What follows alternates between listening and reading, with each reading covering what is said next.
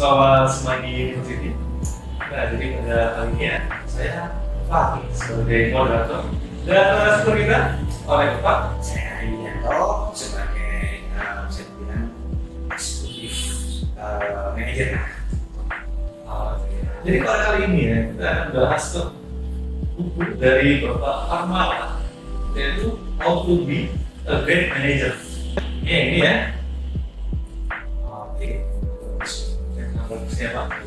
Nah, jadi pada kali ini kita tuh membahas ya mengenai reporting tuh Pak. Nah, dari katanya reporting atau pelaporan. Kira-kira garis besarnya ini apa ya? Reporting ya. Jadi kalau dari kata reporting sendiri itu kan laporan. Laporan ya. Reporting itu kan melaporkan. Melaporkan itu dari pelaporan. Apa yang dilaporkan? Yang dilaporkan itu banyak. Jadi bisa dari pekerjaan, bisa dari target, bisa dari konsep juga. Kalau reporting sendiri di perusahaan itu lebih ke setiap pekerjaan masing-masing. Berarti contohkan sendiri, saya kasih contoh. Jadi reporting sales itu apa? Misal dia menghasilkan dari target dan konsep. Target dan konsep. Jadi misal dalam waktu 1 bulan ini kira-kira laporannya apa aja. Jadi yang sudah tercapai berapa, terus yang belum tercapai berapa. Dan laporan itu pun ada beberapa komponen. Ada beberapa komponen. Yang tadi kita harus perlu ibaratnya kalau aku sampai saat ini dengan target berapa persen itu wajib dong ya. Yang pertama itu. Yang kedua adalah kita harus punya tabel komparasi. Jadi kita bisa sedikit ya Pak, menurut yang sebelumnya dengan yang saat ini ya. Jadi misalnya bulan lalu pada hari ini kita udah mencapai berapa, dan bulan ini dengan tanggal yang sama kita udah mencapai target berapa, atau mendapatkan omset penjualan berapa. Itu yang kedua. Yang ketiga adalah harus tahu apa ya, bisa dibilang baik. Kenapa? Jadi kalau misalnya dari bulan lalu dan bulan sekarang itu ada peningkatan, kita harus tahu. Oh iya, ini meningkatnya kenapa nih Ya, ya? itu karena apa? Kita harus bisa tahu itu. Terus misalkan kalau turun pun juga harus tahu gitu loh. Jadi bukan hanya turun aja, kita harus cari tahu turun. Naik pun kita harus turun, kenapa? Itu bisa jadi keamanan kita. Kita lebih fokus itu. Ini bisa jadi analisa ya Pak. Kalau mau menjadi lebih baik dan bagaimana memperbaiki yang sebelumnya. Betul. Jadi untuk poin ketiga tadi komponennya itu kita harus tahu apa yang terjadi. Ada peningkatan di mana, ada penurunan di sebagian mana. Yang satu lagi komponen terakhir itu sebenarnya ringkas. Jadi setiap kita buat laporan itu kan kita biasanya presentasikan ya. Iya. Presentasikan ke apa itu, ke rekan-rekan tim atau ke audiens gitu kan.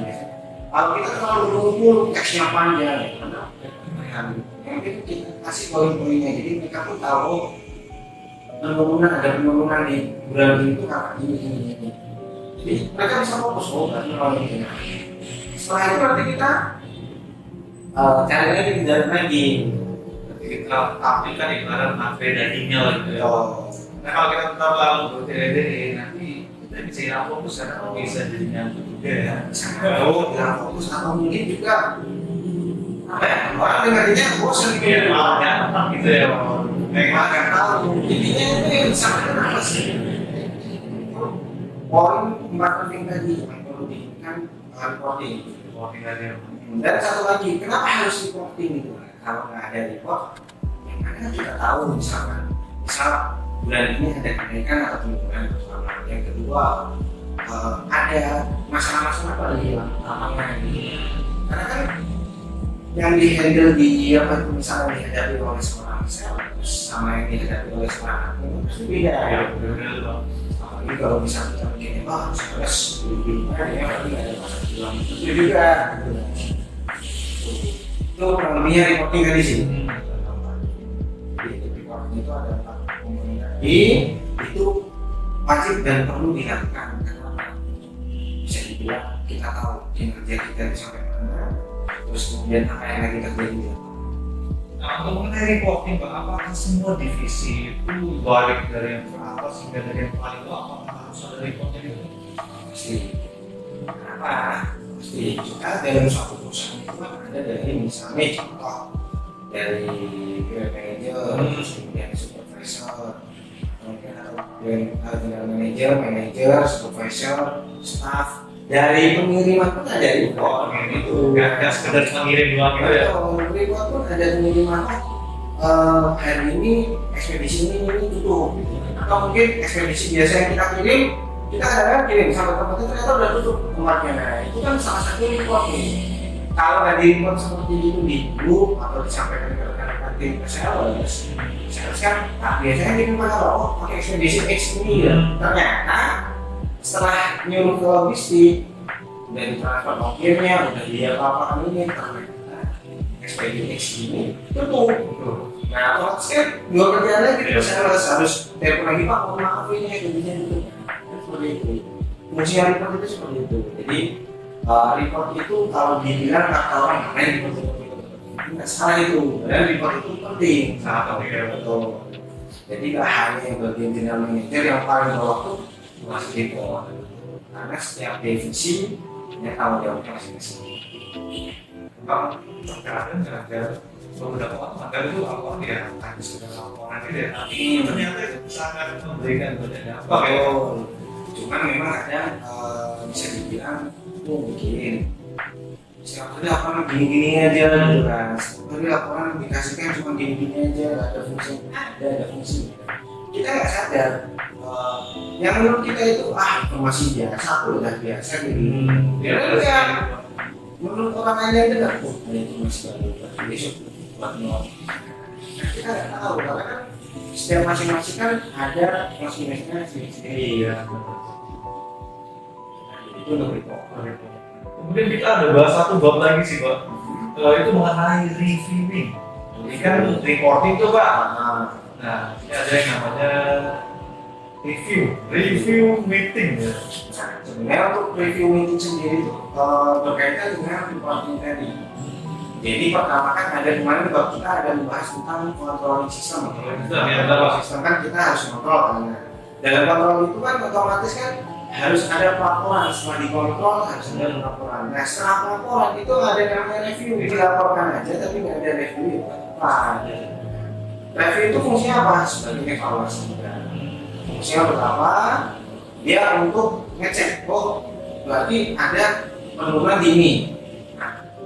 Kalau sudah tahu kita dari laporan tadi penurunannya di bagian ini, apa yang harus kita lakukan? Apa yang harus kita lakukan untuk memperbaiki, untuk meningkatkan lagi atau menstabilkan lagi? Nah, dari review tadi, terbitlah nanti suatu plan. Jadi Apa itu? Bola, apa yang harus kita lakukan? setelah kita menetapkan controlling tadi, kemudian laporan dari hasil controllingnya, maka dapatlah bahan untuk di bahan meeting itu ya Pak. Betul. Jadi kita bisa mencari atau mendapatkan solusi jika ada hal yang menghambat ketika sedang berlangsungnya suatu kegiatan. Jadi yang misalkan tadi cerita sama saya tadi, bulan lalu sama bulan ini kok masih bagusan bulan lalu. Nah kita review lagi, bulan lalu kita melakukan apa? Kok bisa omsetnya tinggi? Terus bulan ini apa yang belum kita lakukan? Kok omsetnya bisa rendah? Jadi apa yang kita lakukan bulan lalu kita ulang di bulan ini. Kalau misal bulan ini lebih tinggi, bulan lalu lebih rendah. Oh berarti apa yang kita lakukan bulan ini? Apa yang bisa meningkatkan omset kita daripada bulan lalu? Itu kan perlu kita garis bawahi. Terus bulan depan itu bisa kita masukkan ke job desk kita atau sisipkan ke plan kita. Kita harus melakukan ini. Dengan adanya review ini kita bisa menyiapkan rencana yang akan kita jalankan di kemudian hari. Sekarang bayangkan kita bekerja tanpa ada laporan. Kita cuma main itu nggak kami kok. Sama seperti saya biasanya sharing sama teman-teman yang punya usaha toko baju, retail gitu kan. Usahanya maju kok. Segede gitu. Bukan masalah segede. Habis ya, ada yang beli kok. Terus Tahu nggak keuntungan setiap tahun itu berapa? Keuntungan bersih. Tahu. Nah, setelah kita masukkan ke akuntansi betul-betul dari modal, dari karyawan, dari istri, terus kemudian lagi perusahaan setiap hari. Tahu lah ketemunya dalam waktu sebulan itu ada keuntungan bersih atau enggak ya? Ternyata cuma kerja bakti. Nah, jadi press ya, yang nggak bang, nggak rugi, tapi juga nggak berkembang. Jadi stagnan gitu ya. Jadi kalau lewat tahun depan ada gitu aja. Itu kan namanya bisnis kan dibilang jalan enggak, tapi jalan di tempat. Harusnya bisnis itu kan dia bisa berkembang. Oh, dalam setahun ini ada lebihan kurang lebih 50 juta. Itu simpen. Nanti kita buat buka toko baru atau apa seperti itu. Nah, itu namanya kan fungsi pelaporan kan. Dan kalau misalnya laporan itu pun itu kenapa harus misalnya setiap hari atau satu minggu gimana? Kalau kita tambah laporan dan revenue, akhirnya kalau sudah rugi, makin rugi ya plus ya. Karena beberapa usaha ya terlalu tidak peduli sih kebanyakan. Mereka hanya berpikir wah omsetnya besar, padahal banyak orang di baliknya itu ya Pak. Dari biasa. Mereka seperti dulu dia setiap kali kami kok. Kita kan nggak tahu mereka belinya nominal berapa. Misal nih contoh, memang banyak ramai orang, tapi cuma beli yang misal nih yang barang yang marginnya keuntungannya cuma 100 rupiah atau berapa, kan kita nggak tahu. Ya memang kuantitas pengadakan data banyak, tapi keuntungan satu hari itu nggak bisa nutup untuk gaji karyawan. Nah itu yang perlu kita garis bawahi, kita pelajari dan harus di materinya sangat baik ya. Jadi yang paling penting kita harus membuat laporan. Kita harus bisa mendapatkan hasil dari yang kita kerjain. Seenggaknya kita ada laporannya loh. Kemudian kita bisa review, kita bisa cek kembali apa yang menjadi kekurangan, kelebihan, apa yang harus diperbaiki. betul. Nah setelah kita dapat hasilnya itulah yang kita review tuh hasilnya gimana.